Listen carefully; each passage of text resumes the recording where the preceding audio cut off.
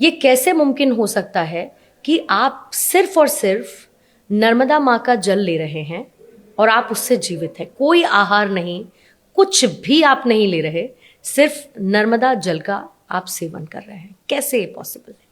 तो हमारी दृष्टि में ऐसा हो गया कि एक नवजात शिशु से पूछा जा रहा है कि आप माँ की गोद में जो अन्न द्रव्य पदार्थ नहीं लेता, और जब बच्चा जन्म लेता है तो एक नवजात शिशु वो माँ की गोद से, माँ के आंचल से आहार लेता है। अब वो ऐसी स्थिति आज निर्मित हो रही है कि एक नवजात शिशु से पूछा जाता है कि आप माँ के साथ कैसे जीवित हैं, और आप अन्न द्रव्य पदार्थ नहीं लेते, आप माँ के आंचल से, जैसे वो बच्चा दूध पीता है और दूध को ही आहार के रूप में लेता है, वैसे ही आज दुनिया अचंभित हो रही है कि नर्मदा, जैसे कहते हैं ना, जन्म देने वाली को माँ तो सभी बोलते हैं, लेकिन हमारा ही सनातन, हमारा ही संस्कृति जीवन देने वाली को भी माँ हम कहते हैं, जो पालन पोषण करती उसको भी हम माँ कहते हैं।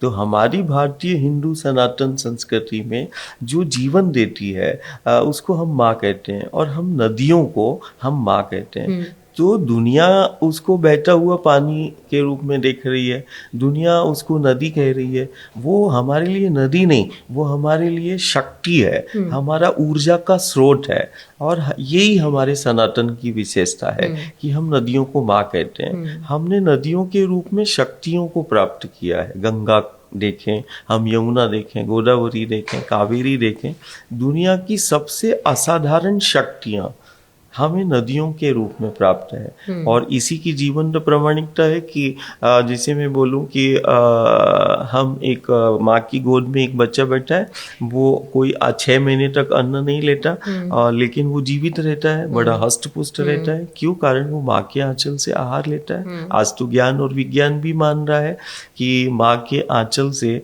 जो बच्चा 6 महीने तक दूध आहार के रूप में ले रहा है, वो कोई अन्न नहीं लेता।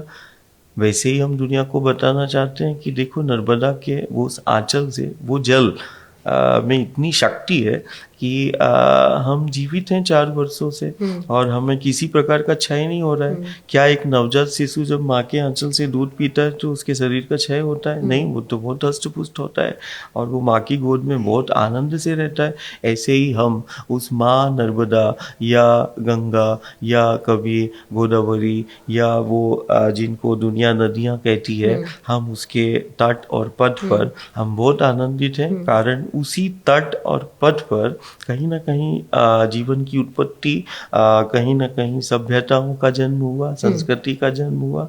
तो आज कहीं ना कहीं उसी पथ की ये महत्वता है।